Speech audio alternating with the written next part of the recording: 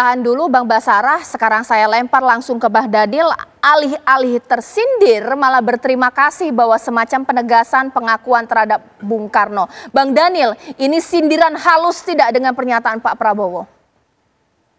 Tidak ada sindiran sama sekali dalam pernyataan Pak Prabowo tersebut.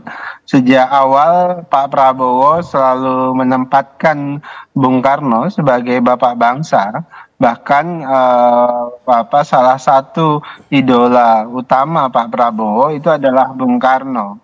Bahkan ada satu dialog yang menarik antara Pak Prabowo dengan almarhum Pak Mitro, ayahnya Pak Prabowo. Pak Prabowo pernah tanya kepada Pak Mitro, apa salah satu penyesalan dalam hidup Pak Mitro selama ini?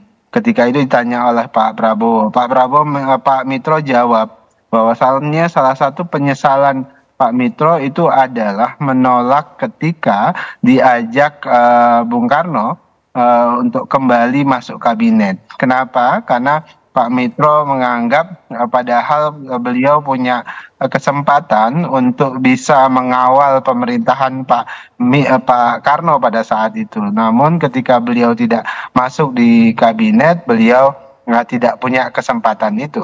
Nah, artinya di satu sisi Pak Prabowo memang sejak awal itu menempatkan Bung Karno itu salah satu role model politik beliau. Makanya Anda perhatikan Pak Prabowo banyak belajar dari ideologi yang diajarkan oleh Bung Karno. Itu pertama. Baik. Kemudian kedua, Mbak Caca, yang ingin disampaikan Pak Prabowo adalah mengingatkan kita semuanya bahwasannya kita punya hutang sejarah untuk mewujudkan cita-cita besar Bung Karno. Nah, oleh sebab itu, untuk merealisasikan hutang sejarah, cita-cita besar kemerdekaan yang sering disampaikan dan dipikirkan, bahkan digerakkan oleh Bung Karno itu, maka kita harus menempatkan Bung Karno sebagai role model politik penting di Indonesia.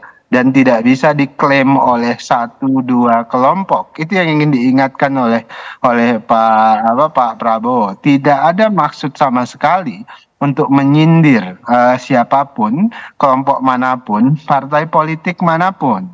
Kenapa? Karena kan kita semuanya itu selalu ketika ingin mengimplementasikan semangat pembangunan dan segala macam, itu harus memasukkan semangat dan jiwa kemerdekaan yang diajarkan oleh Bung Karno selama ini. Jadi sama sekali tidak ada menyindir siapapun, justru mengingatkan kita semuanya untuk menghadirkan semangat Bung Karno di Indonesia.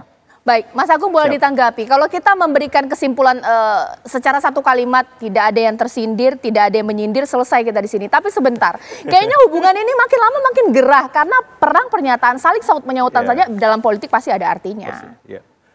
Pertama kita lihat konteks dulu ketika Pak Prabowo berpidato itu di Rakornas PAN, ya, dan yang menarik dari 42 menit pidato itu ada penggalan 2,5 menit bahwa Prabowo itu di-endorse oleh para presiden, termasuk di situ Soekarno.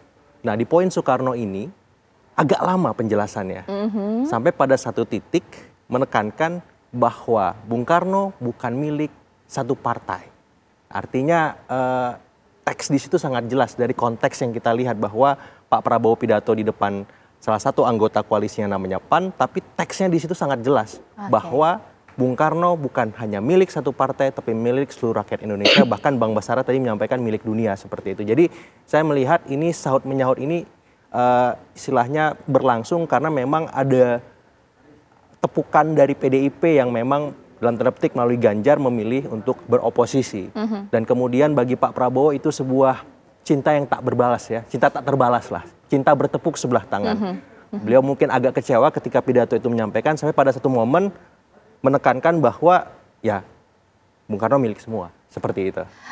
Kita tidak bisa menyimpulkan karena nanti akan memberikan kesimpulan dan juga jawabannya pasti narasumber saya sesaat lagi bahwa bisa jadi kata Mas Agung di sini bahwa ini ada hubungannya ketika PDIP menyatakan menjadi oposisi lewat Ganjar, padahal tadi Bang Basarah mengatakan Katanya lewat Habibur Rahman Pak Prabowo melarang kader untuk menyerang Ibu Megawati. Lah kok gini? Sesaat lagi.